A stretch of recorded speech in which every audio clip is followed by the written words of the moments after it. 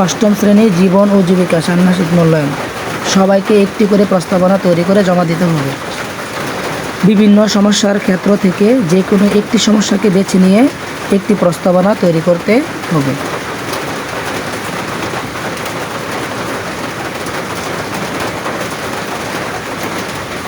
তো বিভিন্ন রকমের সমস্যা হতে পারে, যেগুলো নিজ এলাকায় কৃষি সমস্যা, স্থানীয় সামাজিক অর্থনৈতিক পরিবেশ, নিজ প্রতিষ্ঠানে পাঠাগার, বিজ্ঞানাগার, ক্যান্টিন রুম, বিদ্যালয় ও আশেপাশের পরিবেশের সমস্যা থাকতে পারে, বায়ু, বিদ্যুৎ, পানি, সৌর জ্বালানি শক্তি, এই সমস্যাগুলো থাকতে পারে।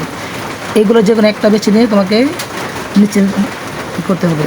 প্রথম অংশ থাকবে নির্বাচিত সমস্যা বর্ণনা, যৌক্তিকতা, প্রকল্পের সাথে সংশ্লিষ্ট পেশা শনাক্তকরণ, পেশার নাম, চাহিদা এবং চাহিদা পূরণের পদক্ষেপ বা দক্ষতাও থাকতে হবে।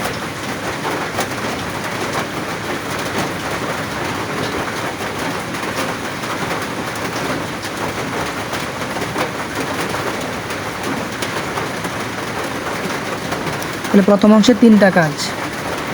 দ্বিতীয় অংশ থাকবে ভবিষ্যৎ প্রযুক্তির মাধ্যমে প্রস্তাবিত সমাধান, প্রকল্প কেন্দ্রিক সম্ভাব্য নতুন পেশা দক্ষতা অন্বেষণ, পরিবেশের উপর প্রকল্পটির প্রভাব নির্ণয়, মানব কল্যাণে এই প্রকল্পটির কী ভূমিকা আছে, এগুলো লিখবে। এগুলো বিস্তারিত আকারে লিখতে হবে। আর শেষের যে কাজ, তুমি যে একটা কর্মপত্র জমা দিবা 8 নাম্বার, প্রকল্প প্রস্তাবনা উপস্থাপনের জন্য প্রয়োজনীয় পদক্ষেপ গ্রহণ। তুমি কি কি পদক্ষেপ গ্রহণ করছো বা করবে, এগুলো